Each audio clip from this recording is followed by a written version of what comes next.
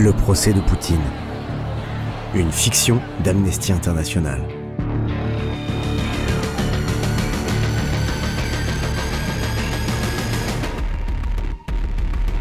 Épisode 4. Les responsables judiciaires ne s'étaient pas trompés en annonçant une procédure longue et fastidieuse, puisque le procès de Vladimir Poutine entre dans son 4e mois, après avoir passé au crible la vie quotidienne des enfants et décortiqué les mécanismes qui ont conduit à leur déplacement. Ce sont les conséquences psychologiques des déportations qui intéressent désormais la juridiction internationale. La Cour va se pencher. Allô ? Ouais ? Non, j'ai pas le temps. Je sais pas, j'arriverai vendredi soir. Tu lui dis, je sais pas encore. Peut-être, qu'est-ce que j'en sais ? Écoute, je suis en train de taffer là, on discutera ce soir si tu veux. Arrête. Oui, désolé, ça fait littéralement partie de mon boulot d'être sur place. Ça fait 15 ans qu'on est ensemble, on va pas mourir d'être séparés 4 mois, non ? Tu m'emmerdes. La Cour va se pencher sur un sujet fondamental dans cette tragédie, le mal invisible qui ronge les enfants.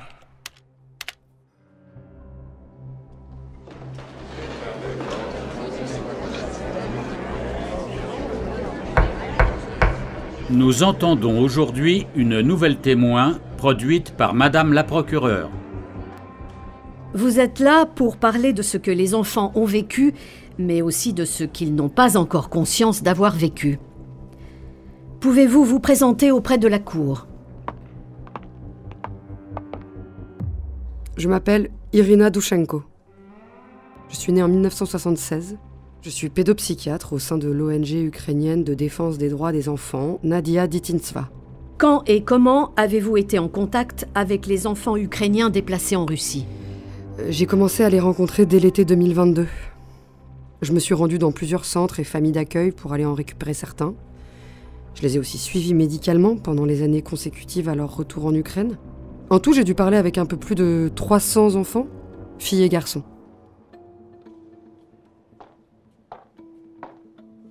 Il y a un mot qui est souvent revenu depuis le début du procès.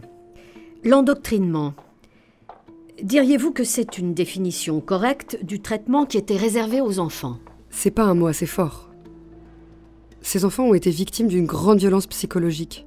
Ces filles et ces garçons ont subi, et je pèse mes mots, un vrai lavage de cerveau. L'administration russe a sciemment gommé leur identité. Elle les a poussés à haïr le pays où ils et elles sont nés, et à devenir russes.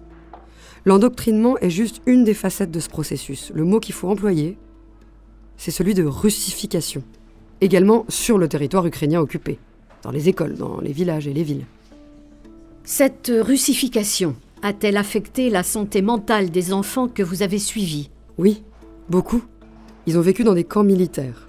Ils ont eu des cours en russe. Ils ont chanté l'hymne national russe, regardé des films et appris l'histoire russe comme si c'était la leur.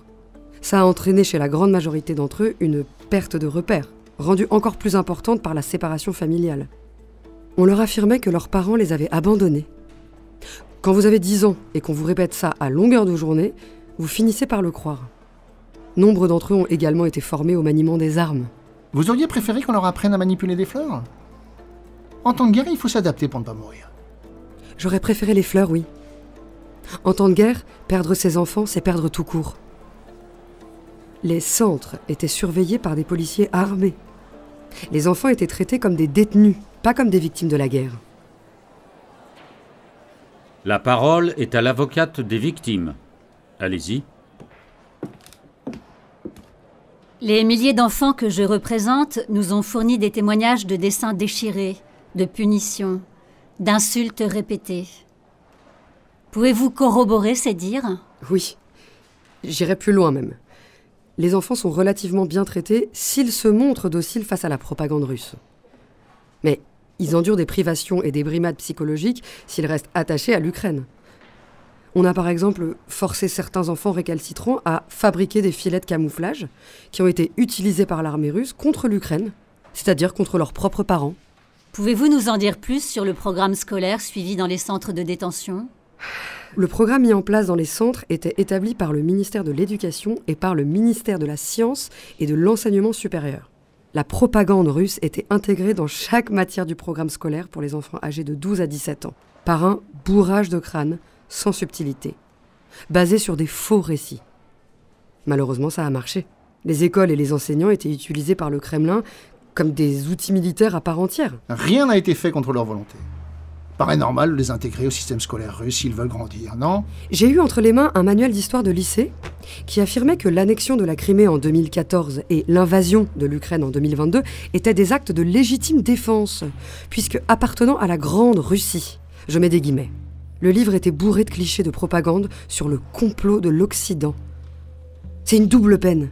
On arrache des enfants à leur terre et on leur fait croire que leur agresseur leur veut du bien. Une triple peine même, car la Russie bafoue le droit des enfants à une éducation adaptée et de qualité. Dans quel état psychologique avez-vous trouvé les enfants que vous avez accompagnés et soignés? Ils vont mal. Toutes et tous. Encore aujourd'hui. J'aimerais prendre le temps de rappeler ce que ces filles et ces garçons ont vécu avant d'être pris en main par les autorités russes. C'étaient des enfants déjà traumatisés par la guerre. Les bombardements quotidiens, la peur, la faim, la nécessité de se cacher. L'UNICEF estime que les enfants ukrainiens habitant dans les villes situées sur la ligne de front ont été contraints de passer entre 3000 et 5000 heures sous terre entre 2022 et 2024. Essayez d'imaginer que vous avez passé 7 mois dans un sous-sol ou un bunker quand vous aviez 7 ans. Les enfants devaient aussi vivre avec la destruction de leur école, la disparition de leur boulangerie ou de l'épicerie de leur quartier, dont il ne restait qu'un pan de mur détruit, et ainsi de suite. Leur environnement a été violemment annihilé. Ça, c'est le premier traumatisme. Par-dessus, nombre d'entre eux ont perdu un père, une mère, un frère, une sœur, un cousin, une tante, un grand-père. Du jour au lendemain, sans autre explication que les Russes l'ont tué. Mais pourquoi? Parce qu'il était ukrainien. Ça, c'est le deuxième traumatisme. Celui-là est indélébile. Il peut susciter une haine tenace, un sentiment de culpabilité, un repli sur soi, dont on ne se défait jamais tout à fait. Une peur de l'autre. Il existe des dizaines de conséquences comportementales. Enfin, ces enfants ont été arrachés à leur famille et au lieu où ils avaient grandi, puis embarqués sans ménagement dans des bus qui les ont emmenés dans des centres impersonnels dotés de chambres et de cuisines collectives au milieu de nulle part. Ça, c'est le troisième traumatisme. Voilà l'état psychologique des enfants quand ils sont accueillis par le Kremlin, avant même que la russification ne débute. Et ensuite, ils évoluent dans un environnement contraint qui ne fait que creuser ces cicatrices psychologiques encore et encore. Pouvez-vous être plus précise sur les pathologies ou les signes extérieurs associés à ces traumatismes? Le kidnapping entraîne des conséquences dévastatrices chez les enfants. Sur leur santé mentale, mais aussi physique. Beaucoup d'entre eux souffrent de troubles liés au stress, à l'anxiété et à l'état de menace permanent dans lequel ils évoluent. Troubles de l'alimentation, urticaire, troubles de l'attention, troubles du sommeil, retard de croissance. Ils présentent tous au moins un de ces symptômes. Et la grande majorité est atteinte de troubles du comportement divers. Agressivité, obsession de vengeance, crise de tétanie, fugue, dépression, solitude, tentative de suicide. Ce que vous nous racontez est désolant. Mais c'est la guerre que vous nous décrivez. Elle a les mêmes conséquences partout. Qui l'amène, cette guerre ? Nous ne faisons pas ici le procès de la guerre, Madame Douchenko, mais celui du déplacement supposé de certains enfants fuyant le conflit. La Cour n'est pas réunie ici pour arbitrer vos affrontements rhétoriques. Merci de vous en tenir au sujet qui motive l'audition de la témoin. Merci. Quelle est l'incidence de l'âge sur les traumatismes des enfants? Ça dépend des individus. Celles et ceux qui ont été enlevés dans leur préadolescence et leur adolescence montrent le plus de symptômes. Par exemple, La moitié des enfants âgés de 13 à 15 ans que j'ai suivis souffrent encore de troubles du sommeil. 1 sur 5 a eu ou a toujours des pensées intrusives et des flashbacks caractéristiques du stress post-traumatique. Parmi les enfants qui ont été adoptés ou placés en famille d'accueil, ceux qui étaient petits s'en sortent le mieux. Avant 5 ou 6 ans, ils ont pu oublier ou refouler facilement leur passé. Qu'il s'agisse de leur ville d'origine, de leur langue, pire, de leur famille. En revanche, les enfants scolarisés en primaire avaient déjà une identité formée. Ils avaient commencé à apprendre l'histoire de l'Ukraine et sa culture populaire, son folklore. On les a soudain arrachés à tout ce qu'ils savaient pour leur inculquer une autre histoire et une autre culture. Les plus âgés ne se laissaient donc pas facilement inculquer cette nouvelle histoire? Absolument pas. J'ai eu beaucoup de cas d'adolescents et d'adolescentes qui ne voulaient pas être russifiés. Ils refusaient ouvertement de chanter l'hymne russe et dessiner le drapeau ukrainien partout où ils pouvaient. Ont-ils été maltraités? Il n'y a pas eu de maltraitance physique directe portée à ma connaissance, mais plutôt une maltraitance psychologique. Certains d'entre eux ont subi un séjour prolongé en camp de rééducation, jusqu'à ce qu'ils soient jugés aptes. Certains feignaient d'avoir intégré les leçons, mais n'en pensaient pas moins.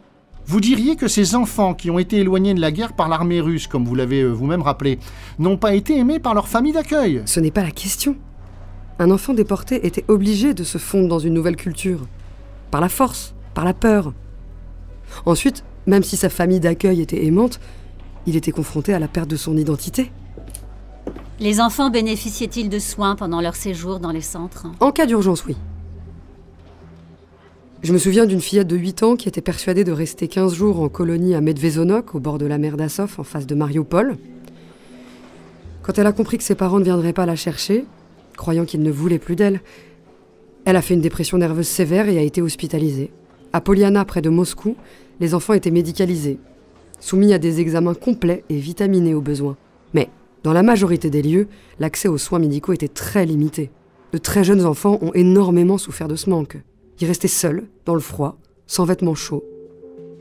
Beaucoup d'entre eux ont attrapé des bronchites, des bronchiolites sévères. Pendant les épidémies de varicelle, ils étaient livrés à eux-mêmes. Quasiment la totalité des enfants que j'ai suivis avaient des poux pendant leur séjour dans ces centres. Comment qualifieriez-vous les conditions de vie des enfants dans ces centres? Les conditions de vie étaient dégradées, pour ne pas dire dégradantes. La nourriture était de très mauvaise qualité, parfois périmée, provoquant de nombreux problèmes gastriques et digestifs, brûlures d'estomac, diarrhée, vomissements, intoxication alimentaire. Dans certains centres, il n'y avait pas de réseau téléphonique. Dans d'autres, on a carrément confisqué les téléphones. Ces séjours d'une durée moyenne de 6 mois restent, pour l'écrasante majorité d'entre eux, un souvenir traumatisant. Ces conditions dégradées ont-elles pu faciliter la capitulation des esprits rebelles parmi les enfants? Certainement. Les enfants ont été brisés, embrigadés. Il faut bien comprendre que cette détention procède d'une volonté délibérée. Par exemple, hormis le chant de l'hymne russe, il n'y avait pas de routine quotidienne dans les centres, qui est pourtant un élément primordial pour qu'un enfant trouve ses repères. Au contraire, le programme du jour était imprévisible, ce qui contribuait à maintenir les enfants dans un état de vulnérabilité. À leur retour en Ukraine, comment les enfants se sont-ils adaptés? C'est une question trop générale pour que je puisse y répondre avec précision. Leur état dépendait de plusieurs facteurs, l'âge, les conditions d'accueil, qui ont été différentes selon les enfants, la difficulté des épreuves qu'ils ont endurées. Je dirais que le point commun entre toutes ces souffrances, c'est la privation. Ce sont des enfants qui ont grandi privés de quelque chose, notamment d'interaction sociale. Leurs mouvements étaient contraints, ils devaient vivre avec un masque sur leurs émotions. Le fait de parler ukrainien, par exemple, ou de manifester un soutien spontané à l'Ukraine pouvait les mettre en danger. Ce sont des conditions d'existence contraignantes qui favorisent la méfiance à l'égard des autres. Y a-t-il des enfants qui ont réussi à oublier ces épreuves? Oublier, non. Vivre avec, oui. Ils manifestent tous encore des symptômes, qui soient comportementaux, émotionnels et ou physiques. Il peut s'agir d'explosions émotionnelles, de tristesse passagère, d'automutilation, de crises d'angoisse, de troubles du sommeil, comme je le disais. Sans prise en charge, ces manifestations peuvent donner lieu à des pathologies graves. une anxiété généralisée, des phobies spécifiques, une altération du fonctionnement social par exemple. Aujourd'hui, ces enfants sont privés de soins parentaux. Chez nous, ils en avaient. Voici un manuel intitulé « Accompagnement des adolescents venant des zones de combat ». Il a été distribué aux parents adoptifs russes. Permettez-moi d'en lire des extraits. Si vous savez que l'enfant qui se trouve en face de vous a perdu des membres de sa famille, tué ou porté disparu au cours des hostilités, mettez l'accent non pas sur les personnes, mais sur les événements. Ne lui dites pas « ce n'est rien ». Ne t'inquiète pas. Ils sont mieux là où ils sont. Ils te regardent de là-haut. Dites-lui franchement que ses proches ont été tués ou que sa maison a été détruite. Dites-lui carrément qu'ils sont morts. Donnez-lui la possibilité de vivre ses émotions. Par exemple, s'il se met en colère, laissez-le déchirer du papier. Ce n'est pas comme ça qu'on parle à des enfants polytraumatisés, ni qu'on leur laisse vivre leurs émotions. C'est pas parce que vous le dites que c'est la vérité. Ces enfants sont russes. Chez nous, c'est aujourd'hui chez eux. Pour certains, malheureusement oui, mais ceux qui sont revenus sont tous heureux en Ukraine. En Russie, ils se plaignaient d'être séparés de leur famille. Pendant leur séjour en famille d'accueil, nous avons consigné des crises de panique. Une peur incessante des bruits forts et des bruits d'avion, une tristesse permanente, une appréhension d'être stigmatisés à cause de leur langue, une difficulté à maîtriser le russe, une intériorisation de la colère. Je veux être très clair sur ce point. Ces enfants ont connu des violences, de la maltraitance, des humiliations. Ils ont grandi avec ça. Je n'ai rien à ajouter. Une dernière question. Vous avez mentionné dans le dossier d'instruction le destin d'enfants plus âgés, entre 15 et 18 ans, qui sont devenus des armes de guerre contre l'Ukraine. Pouvez-vous expliciter ce point ?